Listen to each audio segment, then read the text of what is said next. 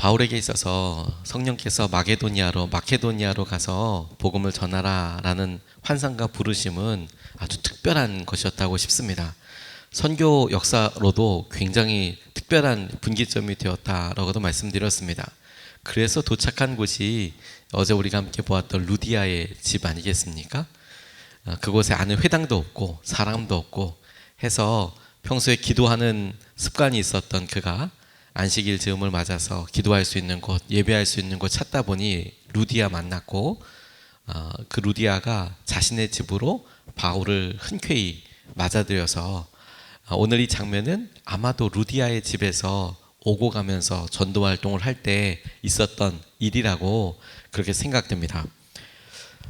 그런데 그가 기도하러 오고 가는 그런 과정에 한 여인을 만나게 되었는데 이 여인이 아주 특별한 거였습니다. 귀신에 들려서 점을 치는 여인이었다, 이렇게 성경은 말씀하고 있는데 무당인 거죠. 그러니까 무당이어서 귀신이 들린 채로 접신이 된 채로 사람들에게 점을 봐주고, 그리고 그 점친 대가로 또 종이었지만 주인이 여럿이 소유하고 있었던 것 같아요. 그러니까 여러 사람의 주인을 가지고 있었나 봅니다. 그러니까 아마도 점을 굉장히 잘 봤나 봐요. 그래서 그 돈 번 것으로 주인들을 이렇게 경제적으로 먹여 살리는 그런 역할을 하는 그런 무당이었습니다. 그런데 바울을 보고 계속 이제 하나님의 종이라고 스스로 그 영이 반응을 하는 것이죠. 그렇게 하니까 바울이 그녀에게서 귀신을 쫓아내게 되는, 나오라고 예수 그리스도의 이름으로 그녀를 자유하게 하는 그런 일이 있었습니다. 그것 자체로 놀라운 일이죠. 그러니까 점을 봐서 많은 사람들에게 경제적인 그런 유익을 줄 정도면 아마도 그 성에서 유명한 사람 아니겠습니까? 용하다고 소문난 사람일 거예요. 용하다고. 그러니까 주인들이 있었고 그들을 돈으로 유익하게 할 정도니까 아마도 용하다고 소문난 사람이었을 거고, 실제로 점괘가 퍽 많이 맞는 사람이었을 수도 있었을 것 같습니다. 바울이 그녀를 보고 그녀에게 있는 귀신을 쫓아내 버렸어요. 그러니까 그 주인들이 더 이상 그녀가 점을 볼 수 없게 된 것을 보고 바울과 실라를, 이 사람은 도무지 로마 시민인 우리들을 이거 받아들일 수 없는 그런 풍속을 전하고 그런 메시지를 전한 사람이다라고 모함했다라는 내용입니다.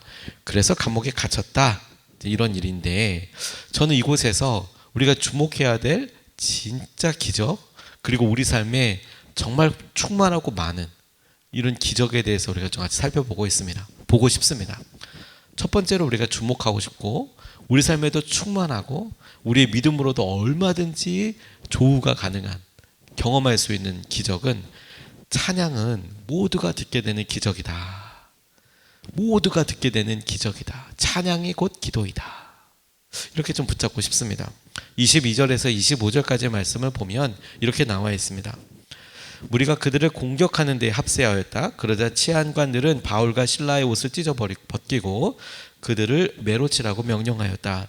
그래서 이 명령을 받은 부하들이 그들에게 매질을 많이 한 뒤에 감옥에 가두고 간수에게 그들을 단단히 지키라고 명령하였다.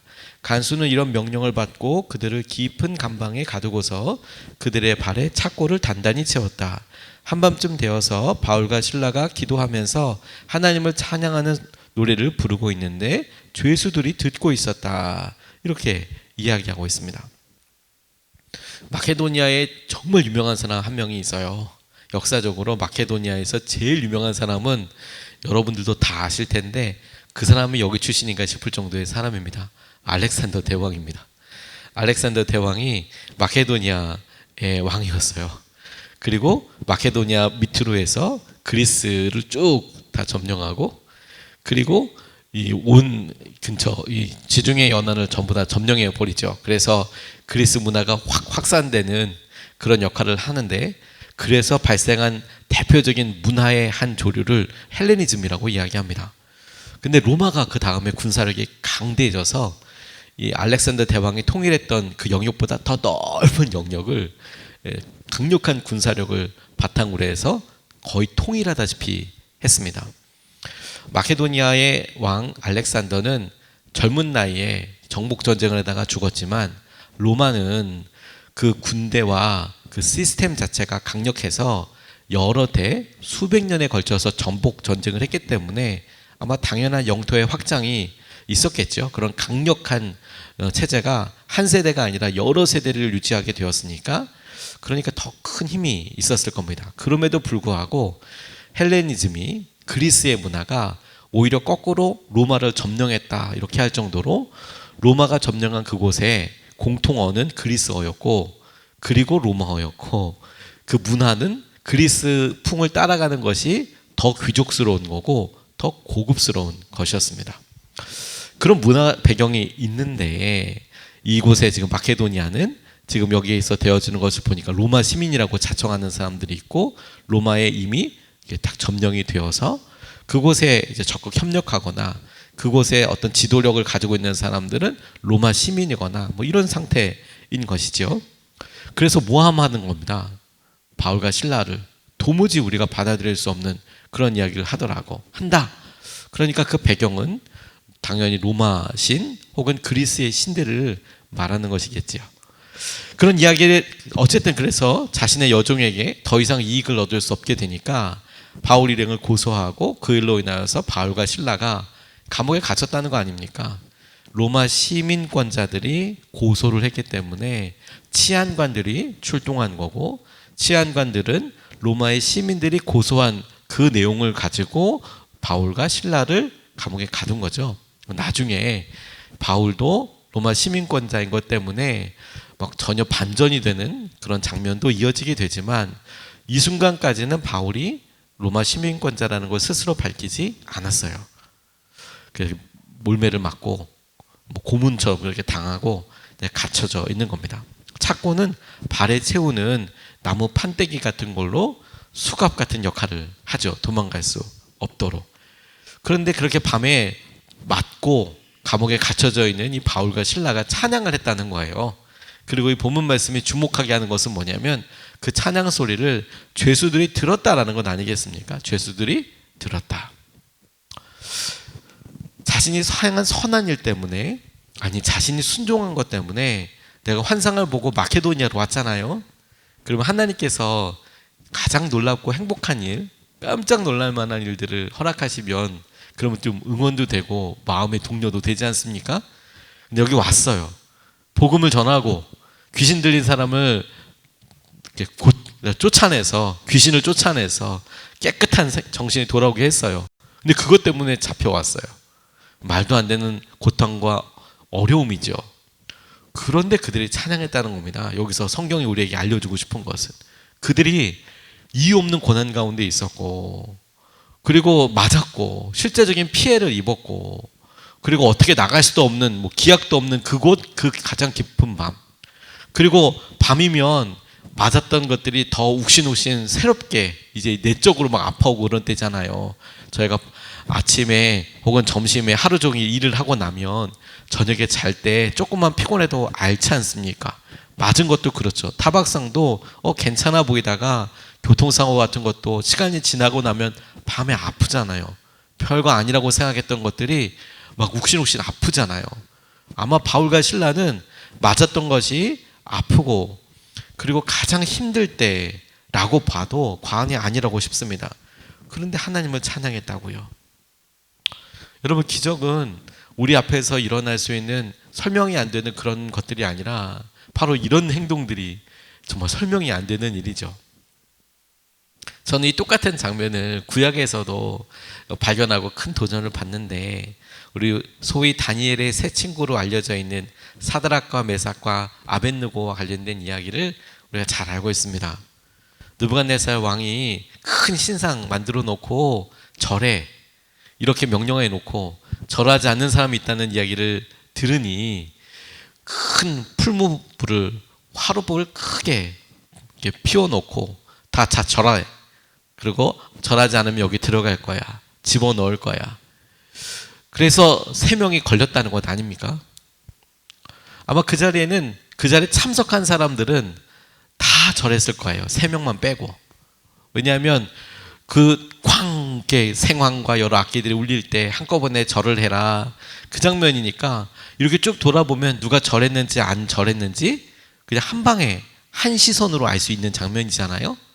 근데 이 세 사람 말고 또 절을 안 했다면 적어도 그 자리에 있는 사람은 아마 그 앞에 같이 풀무불에 잡혀서 들어가야 되는 그런 형국이었을 거예요.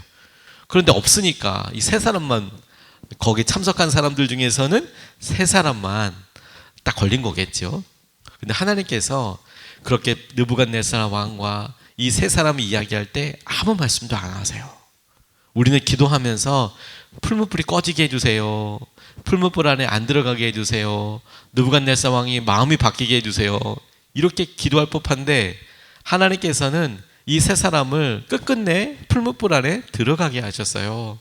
우리로 보면 그 자리는 죽는 자리고 그 자리는 고통의 자리고 그 자리는 돌이킬 수 없는 자리인데, 그런데 하나님께서는 끝까지 들어가게 하셨어요. 그리고 하나님의 뜻과 하나님께서 정말 드러내고 싶으셨던 장면이 나옵니다.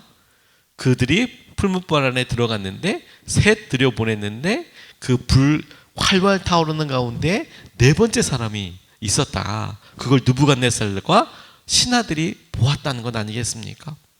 그리고 그들이 말해요. 저 네 번째 사람은 와, 신들의 아들과 같다.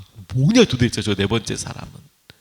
그리고 그들의 고백을 통해서도 알다시피 그 가운데 함께 하시는 하나님을 봅니다. 그래서 느부갓네살 왕이 마음이 확 바뀌어요.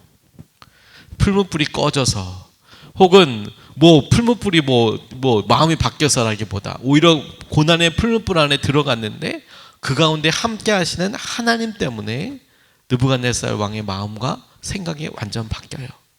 고난 가운데 있는데 그 고난 가운데에서도 함께 하시는 하나님, 그게 느부갓네살과 여러 사람들에게 있어서 하나님께서 하실 놀라운 은혜이죠. 저는 여러분이 바울과 실라도 똑같다고 싶어요. 굳이 성경이 죄수들이 듣더라라고 이야기한 것은 뭐냐면, 아무리 봐도 바울과 실라가 찬양을 할 수 있는 분위기도 아니고 상황도 아니고, 그런데 그가 찬송하더라는 거예요. 이걸 뭘로 설명할 수 있습니까? 이걸 어떻게 설명할 수 있습니까? 하나님께서 함께 하신다라는 기적은 우리가 볼 때에 와, 이건 설명할 수 없는 놀라운 일이야, 한 번도 못 봤어, 이렇게 본다면 지금 이 찬양하는 것말로 정말 그렇지 않습니까? 어느 목사님이 나이가 지긋하신데 정말 열심으로 교회 헌신하는 권사님 때문에 크게 은혜 받은 적이 있으셨대요. 이분이 교회에서 모임 있으면 본인이 몸은 힘들고 연약하지만 그렇게 오셔서 충성하시고 섬기시고 어떻게든 좀 도움이 되려고 그렇게 열심으로 하시는 분인데, 전도 모임 이렇게 나오시다가 교통사고를 이렇게 살짝 당하셨대요. 그래서 이 뼈가 좀 약하시니까 다행히도 이렇게 크게 부딪히거나 이런 건 아닌데도 이제 골절이 있으셨나 봅니다. 근데 큰 충격이 컸다기보다 아마 이렇게 헛디디시고 놀라셔서 그래서 아마 골절이 있으셨나 봐요. 목사님 입장에서는 엄청 황망하죠, 민망하죠. 이 권사님이 그런 열심으로 와서 전도하려고 교회 이렇게 와서 하시려고 하다가 이게 버스 이렇게 어떻게 하다 보니 이렇게 다리가 부러지시니까 얼마나 너무 민망하잖아요. 그래서 신방 가서 권사님 이거 어떻게 해요, 이렇게 오시다가 교회 오시다가 그러셨다면서요, 어떻게 해요? 그랬더니 권사님 오히려 활짝 웃으시며 목사님한테 그렇게 말씀하시더라는 거예요. 목사님 무슨 소리예요? 다리 부러진 게 오히려 감사하죠. 오늘 죽을 뻔했는데 다리 부러지고 말았다고, 너무 감사하다고. 근데 그 이야기 듣고 목사님이 정말 도전 많이 받으셨대요. 이분은 하나님께서 나 오늘 데려가실 수도 있는데 다리 하나 부러지고 말았어요. 너무 감사해요. 그래서 같이 갔던 신방 대원들도 너무 큰 도전을 받았다고. 여러분, 진짜 기적은 어디인지 아십니까?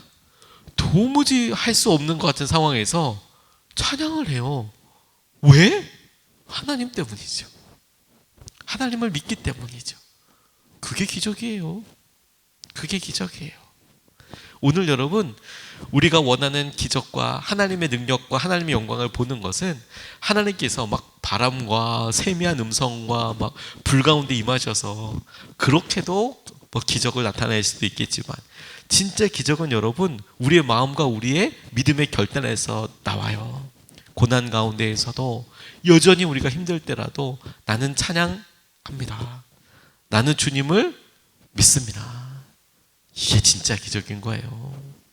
바울과 실라가 오늘 죄수들이 듣더라라는 것을 통해서 바로 이 이후에 일어나게 될 일 전에 이미 기적은 일어난 거예요. 와, 정말 놀랍다고요. 모두가 듣게 되는, 찬양은 모두가 듣게 되는 기적이에요. 오늘 여러분들 우리 주위에 있는 사람들에게 여러분들을 통해서 기적의 소리와 고백이 들려지게 되고 알아차려지게 되는 통로가 되시기를 주님의 이름으로 축복합니다. 두 번째로 주목하고 싶은 것은 마음의 기적이 있습니다. 마음의 기적이 26절에서 31절까지 말씀인데요.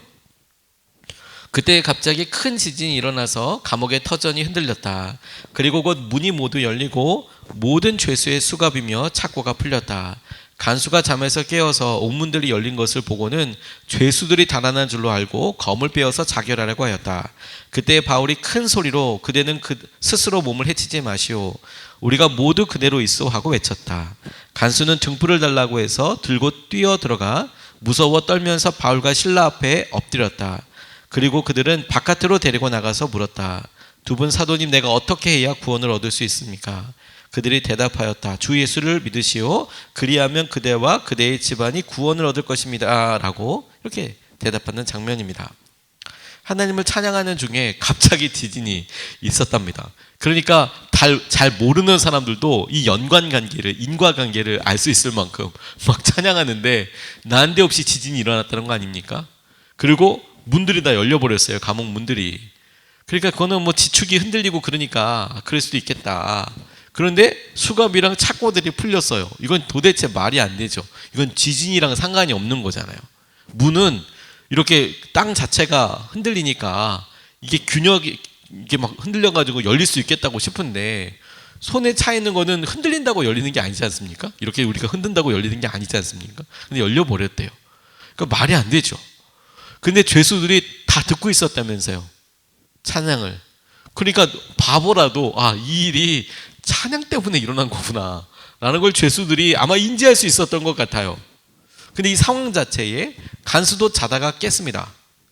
그러니까 지금 우리 생각에는 간수가 왜 자고 있나라고 싶지만, 그 감옥문 안에 다 있고, 그리고 거기 다 문 잠가놔 있고, 다 이렇게 수갑 차고 있고, 착고 차고 있고, 그러니까 간수가 그곳에서 뭐 자고 있었나 봅니다. 그런데 그렇게 일어난 일을 보고 옥문들이 열려있는 걸 보고 스스로 자결하려고 했답니다. 왜냐하면 당시에는 죄수를 놓치면 간수가 그 형량을 대신해야 했대요. 잔인하죠, 그것도. 그러니까 너 생명 걸고 여기 지켜, 이제 이런 겁니다. 그러니까 거기에 흉악범이 있으면 그가 도망가면 이 간수가 대신 죽는 거예요.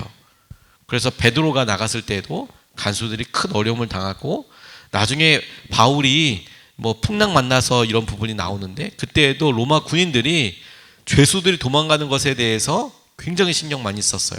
왜냐하면 자신들이 그 형량을 대신할 수 있기 때문에. 어쨌든 뭐 그런 상황에서 자기가 이거 다 도망갔다고 생각하고, 그래서 자결을 하려고 그랬던 거였어요. 어떻게 지금 이 사람들이 형량이 뭔 줄 알고 자기가 여기 있어요? 죽는 게 낫겠다 이런 생각을 하는데, 모든 죄수들이 그곳에 그대로 있었다는 거예요.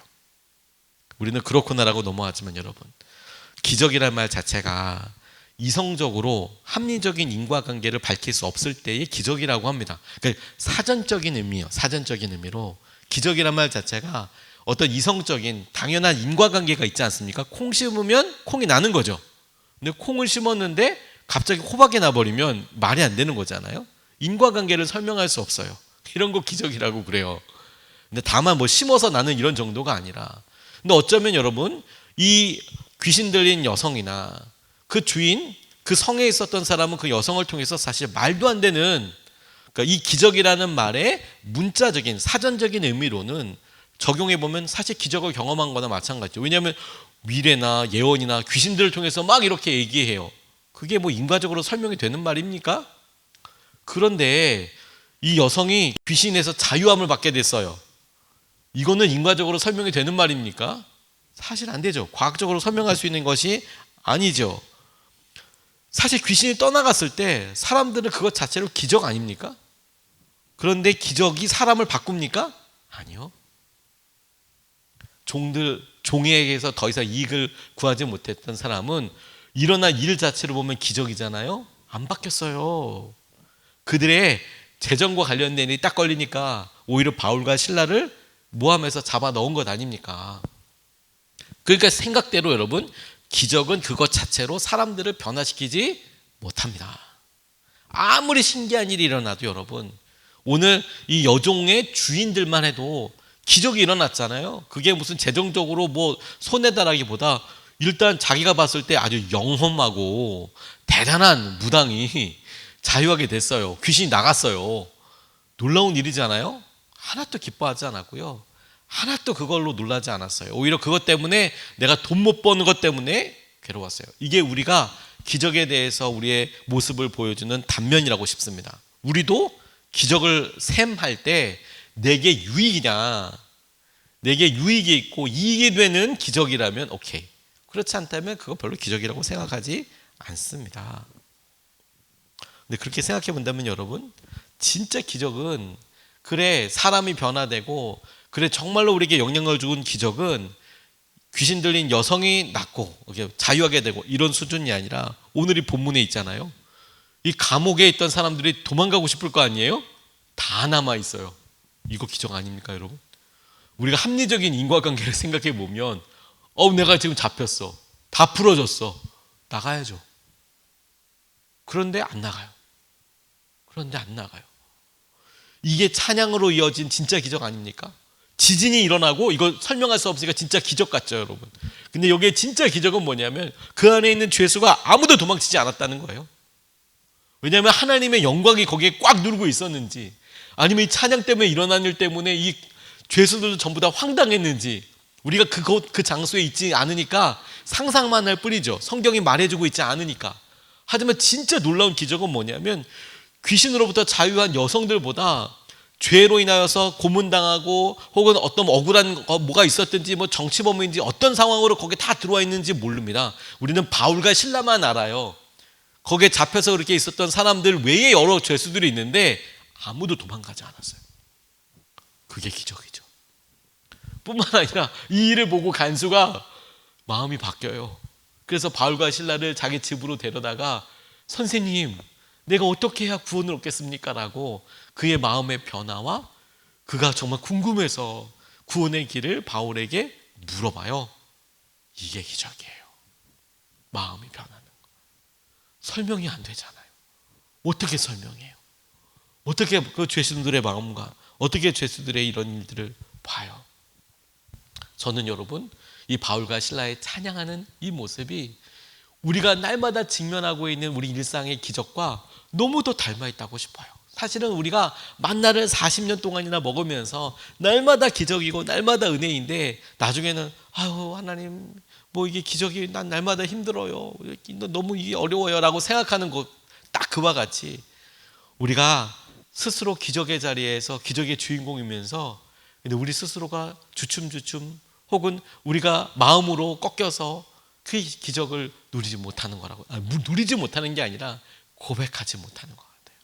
오늘 우리가 바울과 실라를 찬양하며 우리가 날마다 마주하는 우리의 가정에서, 우리 직장에서, 우리 혼자 있는 곳에서든지 그 자리를 찬양 듣는 기적을 우리가 그렇게 주님 앞에 드러내고 마음이 변해서 하나님께서 하신 은혜를 붙잡게 되는 저 여러분 되시기를 주님의 이름으로 축복합니다.